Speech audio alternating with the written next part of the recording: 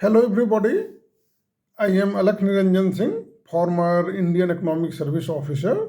Today I am going to explain the answer of question number 1 for the Indian Economic Service Examination 2021. This question is compulsory. So though this question and answer is specific to Indian Economic Service examinees, but this can be very useful to other examinees too who are taking GATE or UGC or JM. So I start with question 1A. It reads, the demand and supply functions are PD is equal to 6 minus x whole square and PS is equal to 14 plus x. Find consumer surplus in pure competition. So here the demand function is 6 minus x whole square and the supply function is 14 plus x and the market is pure competition. In pure competition, demand is equal to supply, and so we use this equality condition. I am writing the answer PD is equal to 6 minus x whole square and PS is equal to 14 plus x. So in order to make the equilibrium, I break this bracket into equal values. So this becomes 6 minus x whole square is equal to 36 minus 12x plus x square, which is equal to the supply, which is 14 plus x. Or on solving, I get 22 minus 13x plus x square is equal to 0. Actually, I deducted this supply from the demand. Now I factorize it. So I write it 22 minus 11x minus 2x plus x square is equal to 0. On factorization, I get x is equal to 2 or 11. So let's see which one works. Since we did this solution graphically, we find that the equilibrium is when x is equal to 2. So since this is not a straight line, this graph is actually a parabola, and for parabola we need to integrate it. Else what we would have done, had it been a straight line, we would have just taken the area of the green triangle that I have shown as consumer surplus and then found the answer very easily. But this examiner doesn't expect that, and they won't ask so simple question also. So I have to integrate it. The x ranges from 0 to 2. And what is the function then? So the trick here is that I have to make this vertical axis as the basis. And that difference is 36 minus 26 here, because equilibrium is at P is equal to 16 and the starting point of demand curve is from 36, because when x is equal to 0, then PD is equal to 6 square. So this becomes, that's how I've got 36. Now I take this integration. So I write from 0 to 2, and this distance is 36 minus 16, which is equal to 20, and our function is this 20 minus 12x plus x square, and then I take this integral as dx. So this becomes 20x minus 6 square plus x cube by 3. Now I put the value of x, because x ranges from 2 to 0. So I multiply 20 times 2 is equal to 40, and 6 times 4 is equal to 24. So I deducted 24, and then plus 2 cube is 8 by 3, and on solution I get 18.67. So this is the correct answer. If you have used the triangle, then base is 2, height is 20, So area of the triangle would have been 20. That is what I calculated, means zero point 0.5 times 2.2. So if you write that 20, most likely you will get only 50% of the marks. Or if the examiner is tough, he may give you even 0. And this is specifically correct when you have multiple choice questions like in GATE or JAM. So you must write exact point. So that's the answer for question number 1A. Now I go to question number 2. And the two question I wrote in blue color so that you can distinguish between question and answer very easily. So the question number 1B is distinguish between economies and diseconomies of a scope. Okay, it is a scope, not a scale. How can the degree of economies of a scope be determined? So this question is quite simple. We have to just define it. And so I wrote the answer, ideal answer for this. And it is economies of a scope occurs when the producer produces more than one good using the same resources. And the resources are land, labor, capital, and entrepreneurship, and achieve cost reduction. But when the cost increases, it becomes diseconomies of scope. So it is only the cost reduction and cost increase that distinguishes the economies and diseconomies of scope. So this can occur on account of complementary goods. Economies of scope means complementary goods are the one when you produce one good and then the byproduct is the other good. So that's why it is complementary goods. And use of complementary resources, simultaneous use of labor, capital, land, and entrepreneurship. And example is petrol pumps selling snacks or having ATM. So both are, in both the cases, the petrol pump is using the same land when it has opened the snack shop, or it has provided an ATM facility in the same premise. So that's how it is using the same land, and it becomes a good example of economies of scope. Now, degree of economies of scope is calculated by the formula, which is total cost of individual production minus total cost of joint production and whole divided by total cost of joint production. Be careful in the denominator. It is total cost of joint production. Okay. And if this value is greater than 0, means obviously the cost of individual production is more than the total cost of joint production, then this value will be greater than 0. So we have economies of scale. So what does it mean? It means that the cost of joint production is lower than the cost of individual production. And so we will have economies of scope, and if the value is negative, we have diseconomies of scope.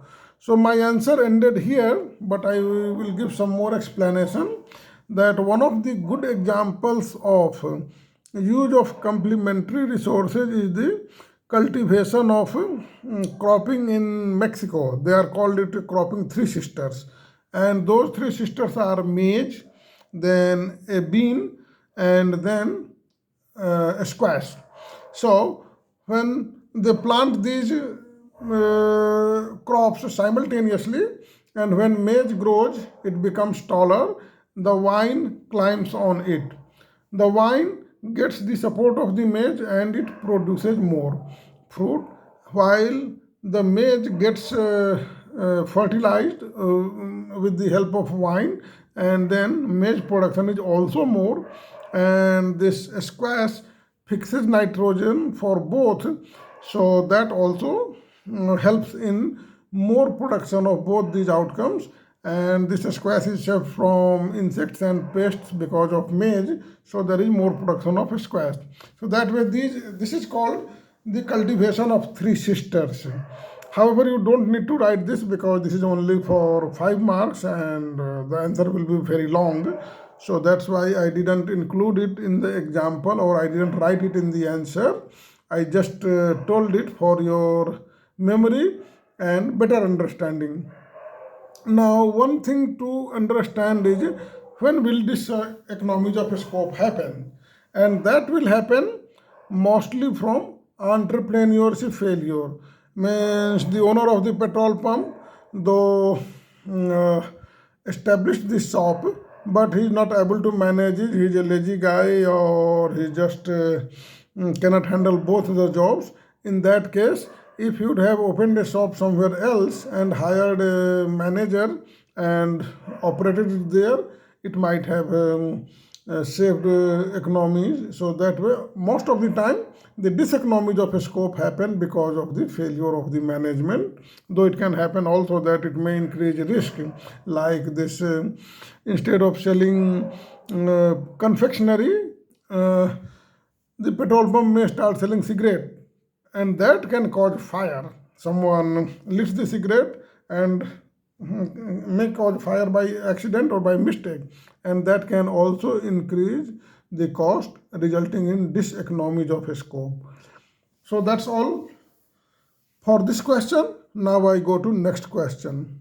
The next question is really interesting, and it talks about how is intertemporal pricing a form of price discrimination? Give example. So it is intertemporal, means it is a period, two period, between two periods. So what happens that when the product is new and it comes in the market, it has high demand. The richest people go and buy it, and that way it gives the sellers an opportunity to charge more prices. And by the time all the rich people have bought and finished their purchases, then there is nobody to buy their goods. So in that case, it is the middle class and somewhat lower income group of people who can buy these products, and that way, and the firm reduces the price. And since it prices differently for the lower income group people, and then the price it charges to the rich income people, it is a case of price discrimination. So I have written the answer here like this. I am reading it. Intertemporal pricing discrimination happens when the firm charges higher price from early buyers and then reduces price during the next period for late buyers. Period 2, consumers have lower willingness to pay, hence the demand curve starts from yellow line in the graph below. So here is the yellow line, this part that I drew. So this one is the yellow line, and this part tells us that it is for the people who have low willingness to pay.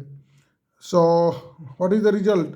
The result is that since the firm is charging different prices during two time periods, it is a price discrimination for intertemporal. Okay, and the examples are iPhones and other electronic goods, including laptops. When laptops are newly produced or iPhones are newly produced, all of you might have seen that the price of iPhone is much higher.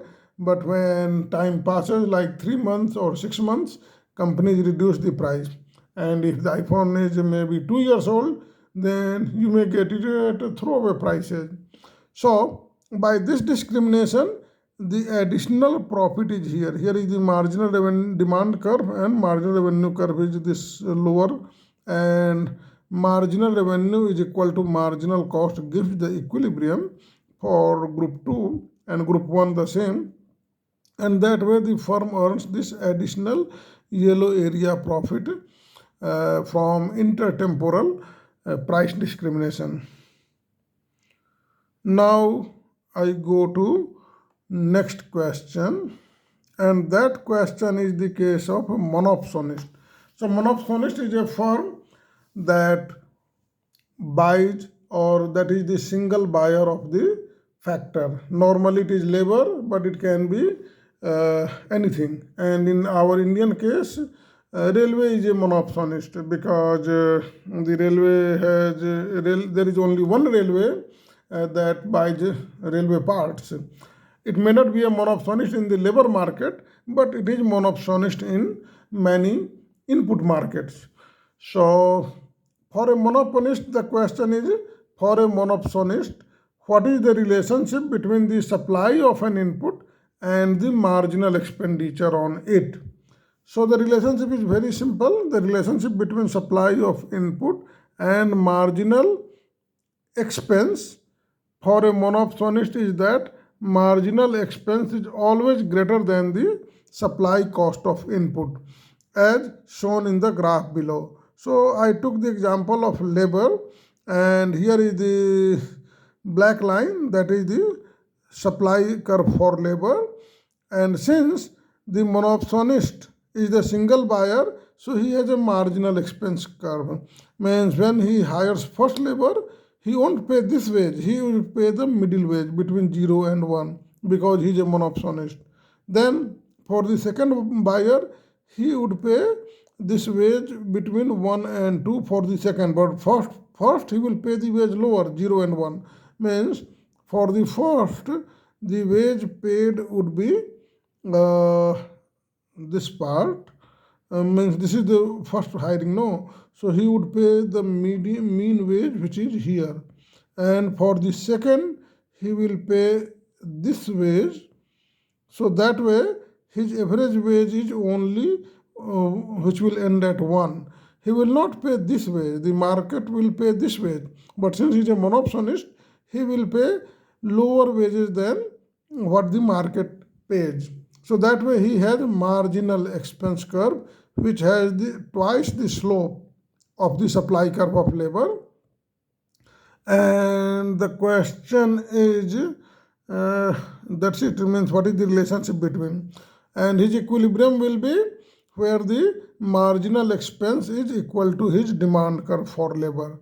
So that way this is the equilibrium amount of labor that he will employ, while in a competitive market the labor of employment will be L star and the wage would be W star, while the monopsonist will pay, since he has employed less and he pays lower wages, he will pay only WM wage.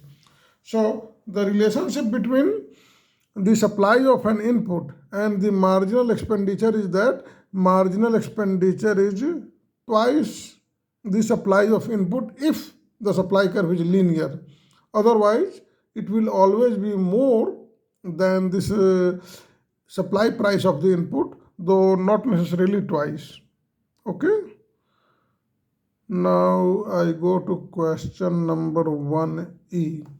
Here it says, okay, explain the divergence between private and social costs and mislocation of resources in a perfectly competitive system. So in fact, perfectly competitive system is known as achieving uh, productive efficiency, allocative efficiency, and distributive efficiency. So productive, this pure competition is considered the most efficient market.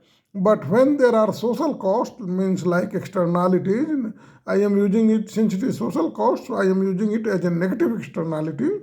The optimum allocation will be not efficient. It won't be socially efficient. So that's why I wrote the answer. The divergence is that the social cost is greater than the private cost at each level of output as shown in the graph below. So the private marginal cost is this black line, and the social marginal cost is the blue line. So it is always more because it may be environmental pollution which is causing this higher social marginal cost. So it is higher. Now what is the result of this? This misallocation of resources, the market is producing too much. How? Because in a perfect competition, price is equal to marginal cost, and for the firm the marginal revenue is equal to price because it is constant marginal revenue. Now marginal revenue is equal to marginal cost. Here this is the equilibrium point. So here the firm is actually producing QM, which is Q market. So I am writing it here E. So here is the equilibrium, and maybe I should write it a bit bigger. So here is the equilibrium, and this equilibrium gives us the quantity produced and the price. Now, what is the socially efficient output? Socially efficient output is here because this is the social marginal cost which must equate marginal revenue. So the output produced is too much. Socially desirable output is only QS, while market is producing the output QM. Now, what is the problem with this? This is the misallocation of resources or mislocation of resources. So this excess resource shown in the graph QM minus QS should be used for social purposes. Okay, so that's what the answer of this question is. Now I go to next question, and this one is part F of question number 1, and it reads, describe the method used in isolating secular trend in a time series. It is of 5 marks. Well, each question is of 5 marks. So describe the method. So in a time series data, there is secular trend like GDP. The value of GDP increases every year, not the growth, the value. Okay. So I answered this question like this. The method used in isolating secular trend is differencing. It is not differentiating, it is differencing between successive periods. So this case can be 1 period or 2 period or even more period differencing, though in economics and finance, differencing up to 1 period eliminates a secular trend most of the times. Else, we go to 2 period differencing. Now, how I have used this in the graph. So this black line shows the GDP value. Okay, that's why I wrote it dollar GDP. It is value. Okay, not growth. So GDP is increasing every year because it is growing every year. And then, so I wrote that, okay, the GDP in zero is $3 trillion, and in year 1 it became 3.15 trillion, which is the current figure of Government of India GDP. And then in year 2 it may become $3.3 trillion. So that way you see this is increasing every year, and this is the trend. Now, if we reduce this 1 period differencing, so GDP 2 is 3.3 million minus GDP 1 is 3.15 million. So that way I have got 0.15 trillion. Now, from period 1 to period 0, I again get 0.15 trillion. So that way this detrended or difference GDP is 0.15, and this data is stationary. So that's how we have eliminated the trend. It is called first difference method or second difference method, or if there are n differences, like for seasonal data we may have 4 seasons, so there can be n is equal to 4, so we can have fourth difference to eliminate seasonal differences. But it is asking only about trend, so it is different from seasonal fluctuations, because seasonal fluctuations don't have a trend, but this has a trend. So for trending, normally differencing up to period of, okay, differencing, not differentiation, differencing for a period of 1 or 2, we are able to detrend the data. Next question. Distinguish between pure and mixed strategy of a game. Okay, so we have to distinguish between pure and mixed strategy of a game. Now, what is pure strategy? So I define it. Pure strategy happens when players choose only one strategy and the Nash equilibrium is only 1. Okay. In mixed strategy, players use probability distribution while choosing a strategy, and there can be multiple Nash equilibrium. So that is the difference between pure strategy and mixed strategy. In mixed strategy, there is probability distribution, while in pure strategy, there is no probability distribution. The decision is taken simultaneously. And also there is only one equilibrium in pure strategy, Nash equilibrium, while in mixed strategy there are multiple. So these are the two distinctions, and I have given the example of prisoner's dilemma which is a pure strategy Nash equilibrium. So let me write it. This one is actually pure strategy, pure strategy, and pure strategy, and this one I have already written mixed strategy. So in the pure strategy, here is the prisoner's dilemma case, and in the pure strategy, this player A say chooses one here, he's here. So what will player to choose?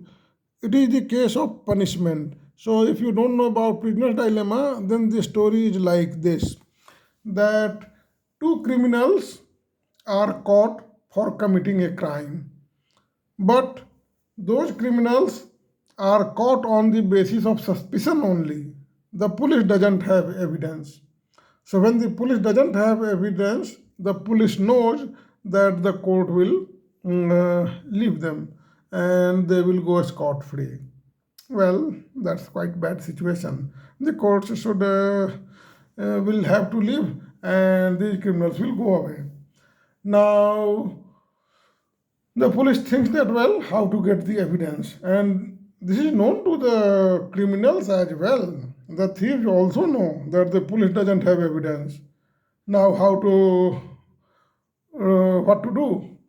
The police thinks that, okay, let's put these guys into separate rooms, and then the police officer asks one of the prisoners that, look, you know that I don't have evidence, and I also know that I don't have evidence, and your buddy also knows that we don't have evidence.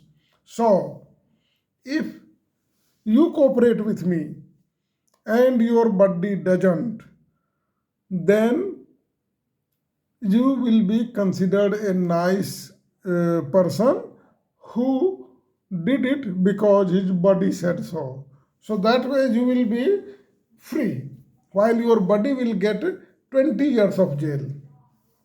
And if your buddy does the same and you don't cooperate and your buddy cooperates, then he will be free and you will get 20 years of jail, and whatever money you would have stolen, the buddy will take away that also, because if he is free, he will take that money, and if the police cannot recover, if police can recover, then police will take, otherwise that your buddy will take away.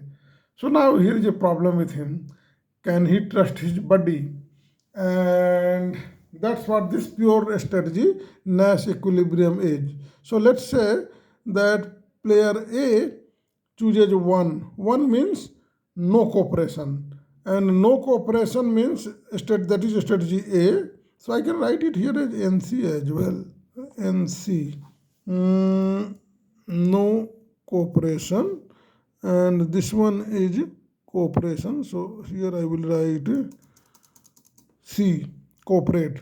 So if he cooperates, player 2 cooperates, then player 1 will get punishment. Okay, and the third choice is that if both cooperate, then police has the evidence and court will give 10 years of punishment to both. So that's how these are the figures for punishment. 10 is the years of punishment, and if one cooperates means this person who is player 1 and player 2 doesn't, player 2 will get 20 years of jail. And here in this case, if player 2 cooperates and player 1 doesn't, then player 1 will get 20 years of jail, and if both cooperate, both will get 10 years of jail. So the strategy starts like this. So player 1 has chosen no cooperation. So let me write it here again, NC for this also. NC, and this part is C, no cooperation and cooperate. Okay, so he chooses to no cooperate and he is at point 1. Okay, player 1 is at point 1. Now player 2 compares that whether 1 is better or 0 is better, and he finds that, well, 0 is better than 1, because 0 year jail means I am free right now, and otherwise I will have to be 1 year in jail. So let me choose this one.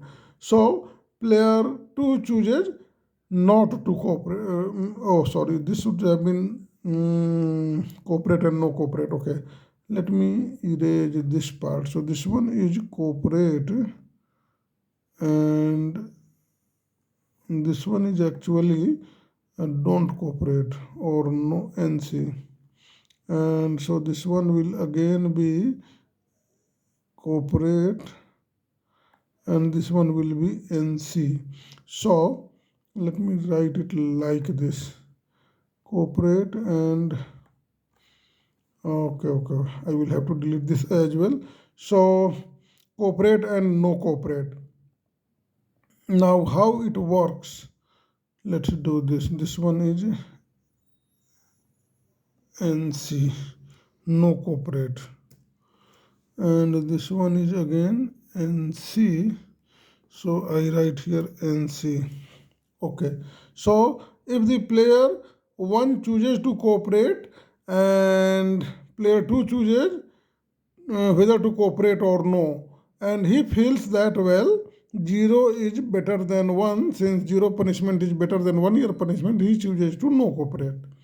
Now if player 1 chooses no cooperate, means he is here. So then player 2 compares 20 years and 10 years of jail, and he finds that 10 years of jail is better than 20 years. So he says no cooperate. Thus player 2 has a dominant strategy: no cooperate, don't cooperate. And that way he doesn't cooperate, and that is pure strategy. Same for player 1, means player 2 is choosing to cooperate at 1, so he is here. Now player 1 will compare between 1 and this 0, and he chooses 0 because 0 is better than 1. 0 years of jail is better than 1 year of jail. And when player 2 chooses no cooperate, means he is here, means this is his point, then he will compare, player 1 will compare between 20 and 10, and he finds player 1 that, well, 10 years of jail is better than 20 years, so player 1 also chooses no cooperate. Thus both players have dominant strategy of not cooperating, and both end up getting 10 years of jail. So that is pure strategy Nash equilibrium. In mixed strategy Nash equilibrium, there is probability distribution. So there is player 1 who wants to go to football or shopping. He has a choice, and player 2 also has a choice of football and shopping. And if both go for football, both are together and they have positive payoffs. Each one is happier. And if they don't go together, then each one gets 0 because they are separate, so no payoff. So that way, here is the probability of getting. So player 1 chooses shopping, and so his probability is R, and player, okay, so obviously the probability of going to football for player 1 will be 1 minus R. Same way for player 2, going to football, shopping is S, and going to football is 1 minus S. So that way these are their probability that we assigned. Now we need to find out what is the value of R and S. So the payoff, we calculate the expected payoff. So since the probability for player 1 going to football, the payoff is 2, and its probability is 1 minus R. So the expectation is 2 times 1 minus R, which is equal to 2 minus 2R. And for shopping, the payoff for player 1 is 1 here. So 1 times R, it is R. And both must equal for choice to be fair. So 2 minus 2R is equal to R, and I get R is equal to 2 by 3. Same way for for S, I calculate and I get S is equal to 1 by 3. Now the choice is, if the player 2 estimates that R is greater than 2 by 3, then he will go for football. And both will go for football, and this will be their payoff. And again, if player 2 expects calculates that, well, the probability for player 1 is actually 2 by 3, then either of the events can happen. Means they can go for football or shopping. And player 2 expects that the probability of R, means the value of R, is less than 2 by 3. He will go for shopping. So that way it will happen. But if they make mistake, then both will end up being separate and it will be 0, 0, 0 for each. Same for player 1. So that I have written in detail here. You can read it, and since it is a 5 point question, so I didn't write long answer. It is an ideal answer for you, so that you get the guide and you can get selected. So that's all for today. I will answer another next questions in my next video. Thank you all for watching.